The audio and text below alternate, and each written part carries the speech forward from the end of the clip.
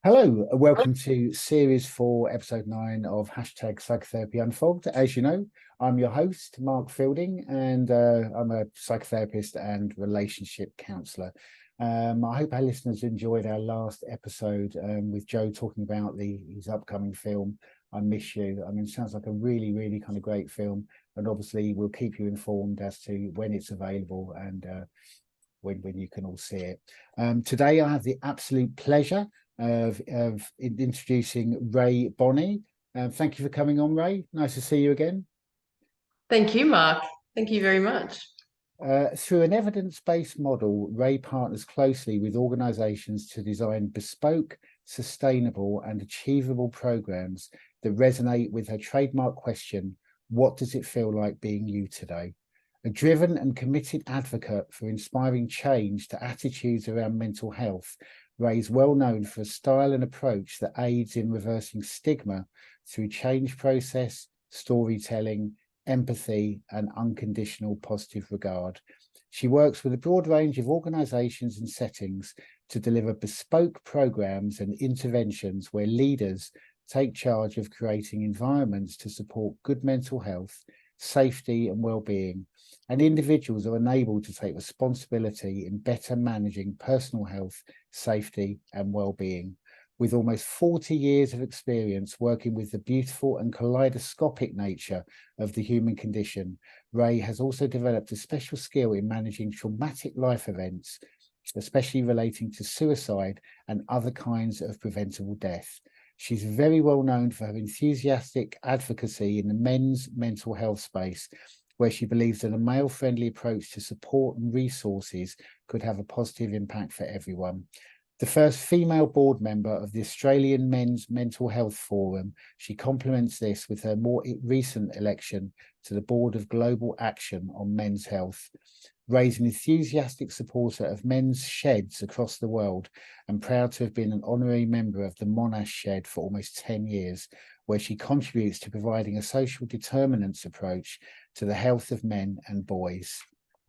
So you bring an awful lot to the table, Ray. I hope we can cover, we try and cover as much as possible. I mean, I always kick off by asking our guests, and obviously say as much or as little as you're happy with, what kind of led you into this field? Well, it is a long story, but I just wanted to just make a few edits to the introduction. In Okay. fact, my focus is very much on men's health in general, not just mental health. Sure. And it is the Australian Men's Health Forum, not Men's Mental Health Forum. Apologies. So we like to embrace the entirety of the human condition. Not just the mental side, but everything that makes it so beautiful. So thank you for allowing me those couple of little changes to the Sure. intro. So a really holistic approach.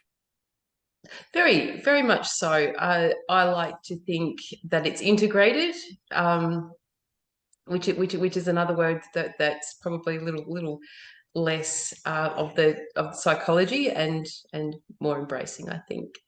But leading into what I do today, I guess I don't speak about that a lot, Mark. I've always been very, very fascinated about the human condition for as long as I can actually remember. And I was raised in a fairly traumatic environment. When I say fairly, it was pretty traumatic. Sure. And so as a very young child, my, I guess, entree into life, was pretty confusing. And I remember, a mixture of anger and grief and pain, a lot of pain.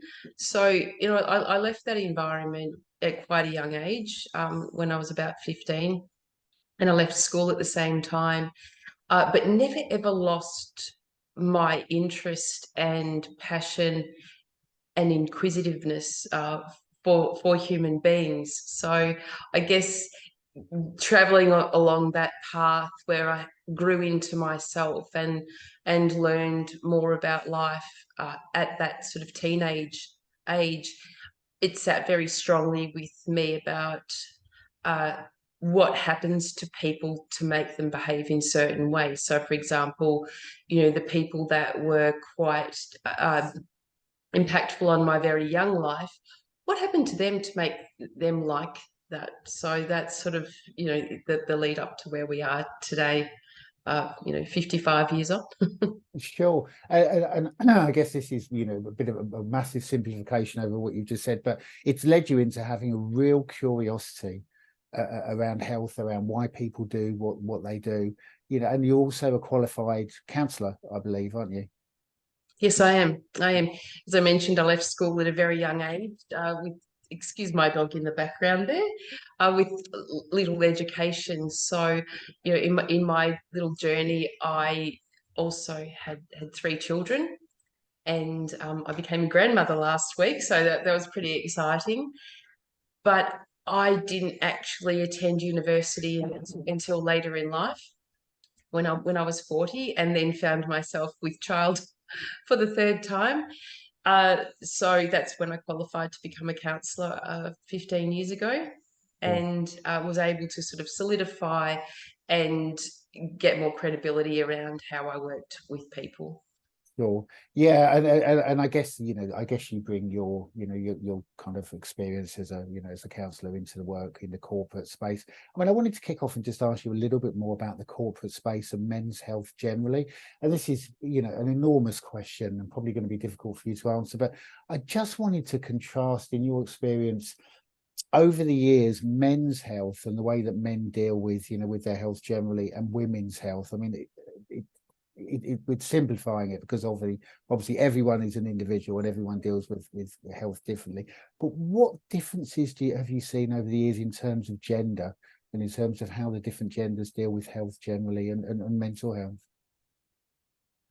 It is a really big Yeah, question, which probably has a lot of different answers to it. But I guess my focus, you mentioned workplace, yeah, where I see, I just don't deal with men. I deal with women as well, and sometimes children too in that space. But I would say here in Australia, our health system is very, very geared towards women's health. We have a big focus on women's health. sure. So therefore, men, um, I feel from my experience that, going back to how boys are raised, Mm, boys aren't shown how to manage their health and well-being.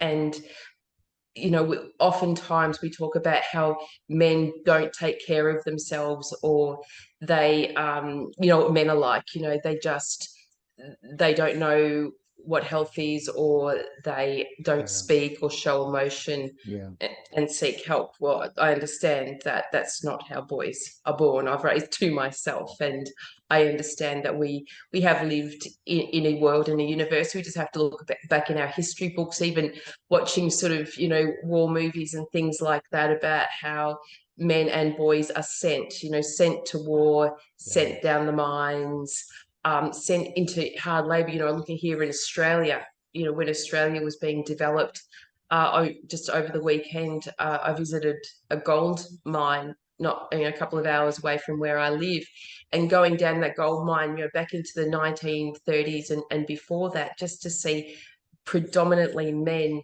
working with their bare hands, literally carving out rock to get yeah, minuscule pieces of gold.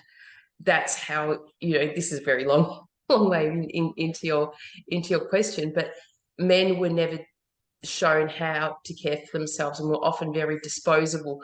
For yeah, example, in these gold mines, with the inhalation of, mining dust, yeah, the life expectancy, you were old when you were 40, and if you got to 40, you were living, a really, really long life. So the expectation and the disposability of men, that they would die young, was something that is accepted, and I think uh, we still understand that to this day. Even things like, prostate cancer, how we test for prostate cancer, it's only become a funded thing, not even in the last 12 months. yeah. Yeah, It's so incredible. I don't know if that really answered the question. I'm, No, I'm, I'm kind of attending to my dog at the same time, it's okay. who's a male who can't feed himself. But I guess, I mean, probably I would imagine that culturally it's fairly similar, or although obviously not the same in the UK and Australia, and we've done quite a few shows on men's mental health, and obviously I work with a lot of men, in my private practice. And although this is a bit of a generalization and it's not always gender specific, I do find that, men tend to, if difficult things are going on, whether that be with health, whether that be with relationships, work, whatever, that a lot of men will just tend to internalize it. They'll just tend to internalize what's going on, deal with it themselves. And I just feel some of the implicit messaging that men receive growing up, really kind of feeds into that, be strong, man up, and of course, I mean, we both know, as counsellors, that is absolutely the worst thing that you can do. But I guess from what you're saying, Ray, I guess there's a real generational perspective to it. I mean, men have, been involved in these kind of jobs, in these kind of workplaces. I mean, I'm wanting to bring in kind of war as well, what men are sent off to war. So I guess there's a history, really, in terms of men just having to get on with it, really, in often in very hostile environments. Well, it is from the dawn of time, Yeah, Mark, and biologically, men are designed. Masculinity is designed in a way that men protect. Men risk their lives to protect, and women risk their lives yeah, to create. That's yeah, how we're made, and there's no doubt that men are typically more risk taking in their behaviours because of yeah. this than women. And we see that played out. That's why men can go to war, and all the poles and wires are out during an electrical storm. It's more likely that men will be out there in the rain, in the electrical storm, scaling poles to fix it. Not saying that women can't do that or Mm, don't do that, but it's more likely that men will be doing that. And you even look at sport, especially elite sport. mm. We glorify men who are injured and play injured. Yeah, true. That is literal self-harming.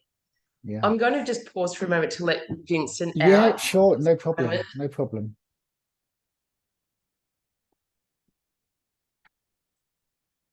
Apologies for that. That We don't no, have a that's dog okay. yet. We can edit that bit out. That's fine.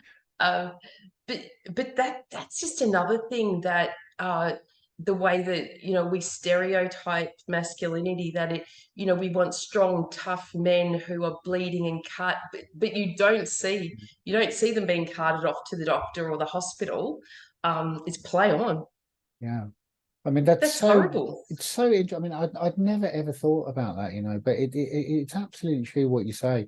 It's glorified, isn't it? I mean, men, whether they're playing, I don't know, whatever sport, football, rugby, etc. Yes. If they're carrying on injured, which, as you rightly say, is self-harm, they're celebrated. Hmm. Yeah, And it is actual self-harm. I had an argument with a client once, and he told me that he felt like that he was very masculine and very able, and he cared for people. Like, he ran a marathon with a broken foot. How great is that? And I said, that is literal self-harm. And he yeah, argued with me, but you know, there you go again. It's the expectation is that that's what men mm, should do. And again, I'm not saying that women don't do these things either. You look at female ballerinas, for example. oh, I'm for pretty sure. sure that they Yeah, are injured most of the time doing their beautiful yeah. craft. Also, I mean, linking back into the corporate space, and this again, because we're generalizing terribly, because obviously everyone is an individual, of course, but in terms of male and female leadership in a corporate space, as a kind of generality, what kind of differences over the years have you seen in terms of hmm. male and female leadership? I mean, is there a difference? I mean, obviously it's difficult because everyone leads in a very, very different way. But do you think there are any, over the years, have there been any kind of gender differences in terms of leadership styles, maybe that you've seen? I think I've seen different pressures, and if anyone's listening, look up Jermaine Greer's take on this, because I think she sort of puts it really beautifully. Uh, that I think that there's no denying that first wave, second wave feminism was just fantastic for women. I'm sitting here at this Yeah, very moment thanking goodness, that happened for women, yeah, and liberation happened for women. And I think it's so the pendulum swung a little bit. And when you're asking about the corporate space, I see that and this is nobody's fault. I just think it's the evolution of things, is that women have to try and behave like men to elevate, which Yeah. I think moves away from the abilities of women and the attributes of women who are naturally great leaders. And we've seen many of them before like the feminist movement, before all of that came along. We've seen many strong female leaders who are very feminine in the way they lead. So I think that we're still sort of trying to find a balance there. And, I'm not sure if the gender quota that we have, or the gender balance that we're trying to get within organisations, whilst that plays a positive role, I also think it distorts a little about, for example, shoving a woman into a role to achieve a gender quota, then perhaps that woman might not succeed in that role and therefore be quite misrepresented, and in terms of lack of success. So I think, in corporate, we've got to get away a bit from gender balance, more right person for the role, recognizing that women lead like women, or individuals lead individually, and be recognized for that. Because I'm quite a big fan of Dan Goleman, and Dan Goleman writes a lot about, kind of, modern leadership and, leaders, demonstrating empathy, compassion, and care for the mental health of the workforce and stuff. And for me, that's right, really. I mean, I think moving away from some of these, I have to say, really kind of, male kind of leadership roles, where leadership is done through fear, and it seems a natural place to go, really. But I do hear that for some women in leadership positions, they feel to succeed they have to kind of emulate those kind of masculine leadership qualities. Yes. So that must be very difficult. And they don't sit well well at all. But I would also say about leadership, and you were talking about leadership now encompassing empathy and compassion and flexibility and all those things. All well and good. However, I see a lot that leaders are often forgotten, in that they're human beings who also require compassion, understanding, and flexibility as well. And I'm not sure what it's like in other countries of the world, but I see, in terms of health, safety, and well-being in organisations, and compliance, and also, vulnerability of organisations around safety, that the expectations that leaders have to take care of everybody's mental health and everybody's psychological well-being, which you mentioned this before when you were reading my bio, Mark, is that I believe it's the organisation's responsibility to create an environment that supports good mental health, safety, and well-being, but it's the individual's responsibility to actually manage their own within that safe environment. So, because it's impossible, we can never nail what we call our mental health to the wall and say, well, that's where my mental health is right now, because that can change at any given time. Very true. Yeah, it really is true. So how we respond and react is to the moment, not under compliance. And so true what you say there about leaders. Yeah, I mean, I guess someone that's a leader of corporate space, CEO or whatever. It's a lonely space. It's a lonely place up there often, isn't it? And often very barbaric. People are very unkind. Yeah, I mean that kind of segues us quite neatly into your work in the corporate space. I mean, you design programs, and I wonder whether you could say a little bit about that, Ray. Oh, thank you. Yes. Well, I'm pretty unconventional in the way I work, obviously within the law, not outside of the lines. So organisations will partner with me. Quite often I'm invited to attend when there's been a workplace tragedy, like suicide or a workplace death or a workplace accident. So I'll come and manage all the trauma and crisis piece around that, often with a focus on, getting back to business as usual and keep that organisation running along while we care for any person that's affected, and that will extend to families of people affected as well. And that's often then when we start having a really good look at the mental health and wellbeing of an organisation, and start thinking about policy and strategy and processes and procedures that can minimise risk around psychological injury, which can often be also a leader to physical injury as well. It's something that we still tend to separate physical health and mental health. However, if you're not agile with your mental health, it's likely that you could sustain a physical injury, and at times even death can occur if we're not focused and agile. And that can be for various reasons. So once we're establishing that, then often I'll with my clients, I'll be there for the lifetime, often offering counselling to employees. It could be what I call ethical transitioning. Sometimes people's mental health is affected by the job that they're doing. They might not be a good fit. So true. In earlier years, you would be sacked quite unceremoniously, and that would have a big impact on your mental health. So ethical transitioning is something that I'm quite well known for, when you help people understand what their comfortable space is and what space they might think about being in to develop good mental health as well.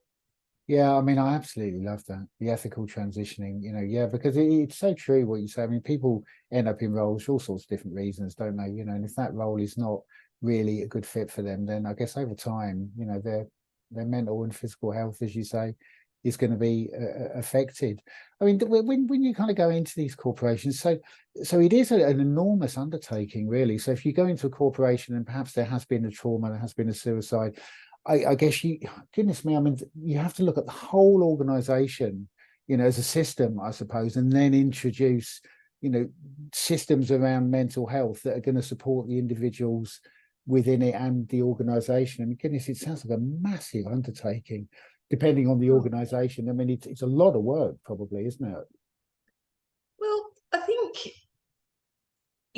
my question that you mentioned before, my whole focus on the human condition, whether it's 1 or 1,000,000, is what does it feel like being you? So to try and develop a strategy or a policy or programs or processes out of my head to an enormous group, I think that has been an approach, which really, I can walk into an organization that has, 5 different streams. Each one will be different. So how can I apply the same thing to 5 different spaces within one organization? So it's really easy to collect data if you're interested. If you're interested in data around employee assistance programs, absenteeism, engagement surveys, they're all there generally for a person like me to have a look at, just to get a bit of an idea about what it feels like working there, and then to go and ask the people. Literally ask the people, what does it feel like working here? It's so simple to find out, what the general population is saying. And then, there's a little bit more to it, doing some presentations, showing them me, so they get an idea of who they're working with, to drill it down to go, okay, well, this is an organization. Here's a starting point. One in particular always really, really stands out for me. And when I did this deep dive, it took me about 6 months to gather all of the data. But what the data told me is this organization was the mental health literacy, the mental health of the organization was incredibly good. And people actually went to work here to improve their mental health. Oh, wow. And that I'd never seen before. No, me neither. So that's possible. Yeah. It's possible by just making that little bit of an investment. And I don't mean financial investment, but actually creating space for people to manage their mental health within that environment that I mentioned before can have an enormous return on investment. Yeah, I mean, I absolutely agree. And it seems like, I know corporations kind of moving into this space, and I think of organizations like Google and some of the tech industry perhaps leading, on this, but it kind of seems like a no-brainer, doesn't it? In terms of absenteeism and productivity, if staff are happy in the workplace and they're supported, then the bottom line is going to be increased because they're going to work better for the organization. I mean, that has not been the way it's been, for years, but it just seems obvious, doesn't it? That you look after your Oh, staff and the staff will look after their jobs and do well. And yeah. yes. And looking after staff, again, doesn't require spending money. The feeling of being cared for far outweighs being told that you're cared for. So true. So it's just simply, good morning and a smile or thank you. I often say to people, if you want to improve mental health in your workplace, just don't be a beep. Yeah, I mean, because that will have untold horrible ramifications for people. Yeah, and it's so true. I mean, even things. I mean, I think I haven't always done this for a living. Thinking about some of the roles I've had, even having a line manager say, "Oh, you've done that really well," or thank you for all the work you've done. I mean, it's so rare that's happened to me in my life, but it's so easy for line management to do that, isn't it? It's compassion, it's validation, and then the staff member becomes motivated and thinks, God, I'm really appreciated the work that I'm doing, so I'm really going to work for this organization. I mean, hopefully this is the way that things are going to move in the future, really. It does make a lot of sense, really. Yes, although I still think we still sit in this real fix-it mentality. So we've got to fix people's mental health, or we've got to fix this massive problem that we have. And the amount of times I get asked, do you think mental health is getting worse? Or do you think, suicide rates are going up just because, we blamed COVID for quite some time? Yeah. In fact, in one part of Australia, male suicide reduced during COVID. And that was, I think, partly due to the fact that we had a JobKeeper payment. So all of a sudden, men had access to regular income.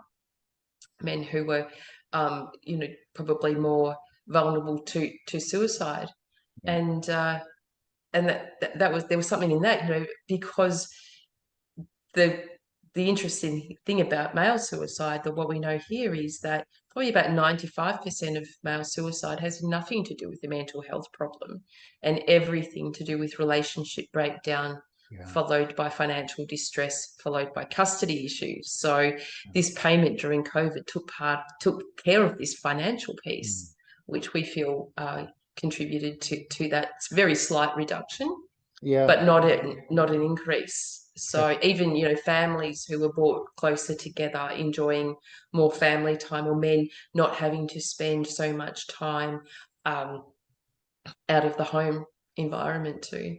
Yeah, and that's generally speaking. That is so unexpected. That's really, really interesting. Yeah, and I guess it shows some of the pressures on men. I think when you talk about relationship breakdown, divorce, and separation, I mean, obviously, for everyone involved, that's incredibly difficult. But men often will internalize, and I mean, that is.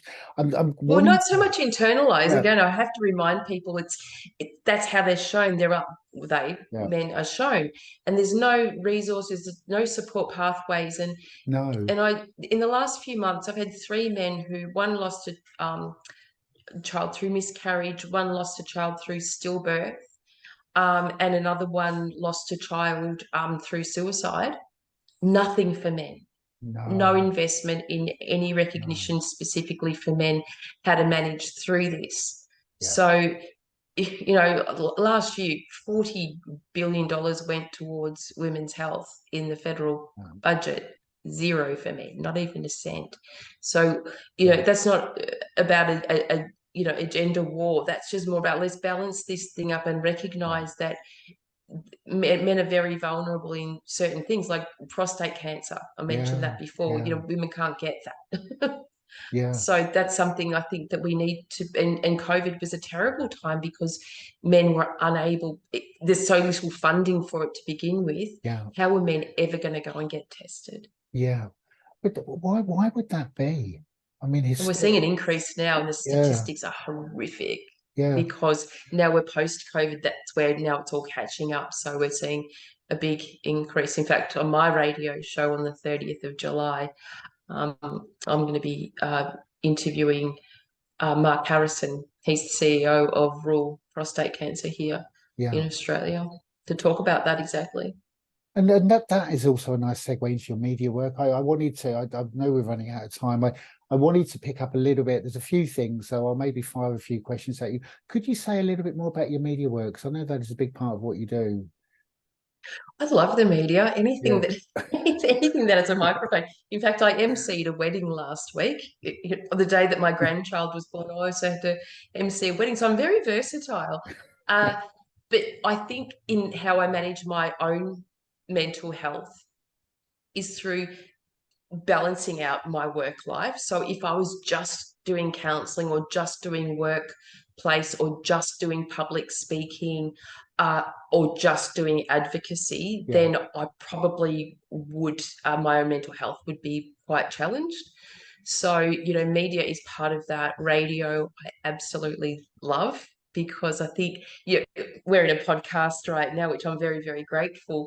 However, radio is something that I don't think will ever go away because it's such a unique form of Yeah. True. communication where, radio broadcast, you're in this beautiful little studio, you've got lights, you've got the panel, you've got microphones, and you don't know who your audience is.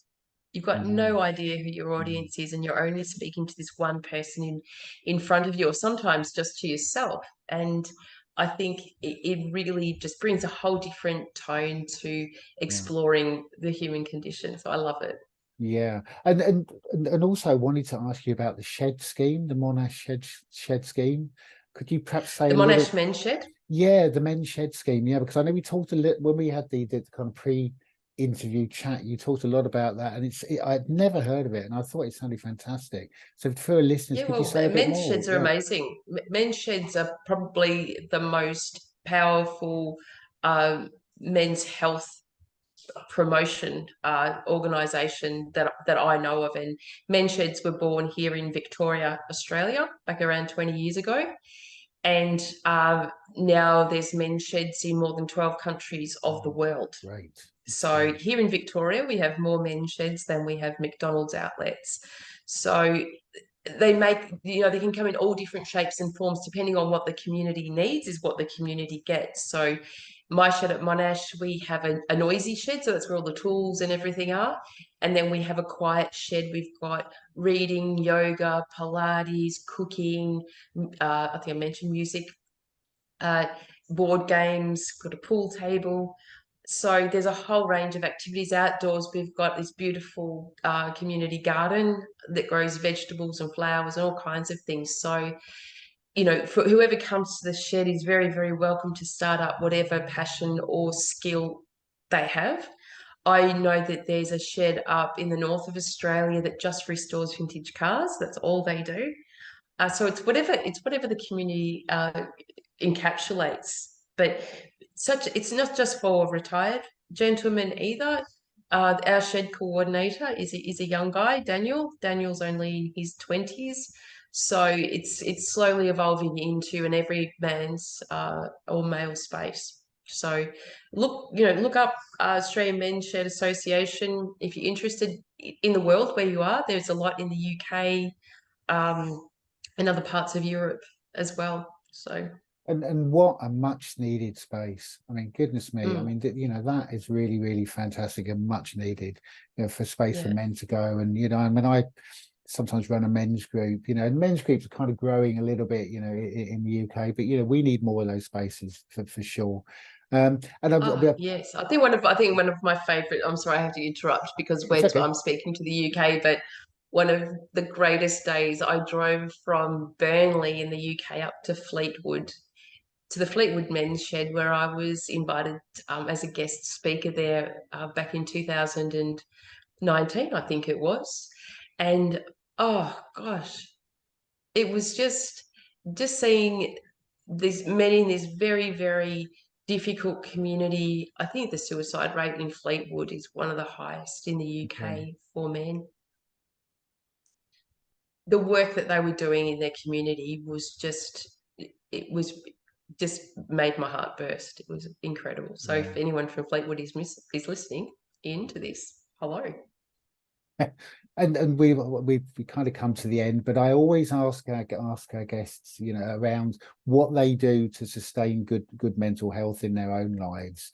And can I just ask you that? What do you tend to do to, sustain your mental health every day? Well, this is probably a whole nother podcast, but Mm, I actually gave up drinking alcohol about a year ago. And there's a whole story around that journey as well, just around the improvement of dopamine, serotonin, oxytocin, all the yeah, great happiness hormones that get absolutely wiped out when you drink alcohol. So yeah. that's that's my biggest achievement actually today. Yeah, so really, so you've noticed an enormous effect on your mental health in improvement, really, through giving up alcohol. Well, probably more noticing just how detrimental it was when I was drinking Yeah, it. yeah. You don't realize the impact that it's having until you do. And Ray, So now obviously, I'm full of aches and pains. So and Ray, obviously, we'll put any links that you'd like us to put up on our social media platforms. But if anybody wants to get in touch with you, whether that is for private counselling or for work in a global space, how do they do that? How do they get in touch with you? well, they can contact me on my email, which is rae@raebonney.com. And I also do Zoom. I have private clients all over the world that I see over Great. Zoom. So um, that's the great thing that COVID brought to us Yeah. is connection. Yeah, it's really changed the landscape, hasn't it? I think, which is Yeah, fantastic. I mean, obviously, we're talking today. I always find it amazing, right? I don't know whether you feel the same, but you're in Australia, I'm in the UK, but you could be next door, effectively. It's that's what Zoom is so I might wonderful, be. isn't I it? might be knocking on your door in 5 minutes. But Ray, I want to thank you so much for coming on the show. It's going to be a really, really interesting show for our listeners, and really nice to see you again.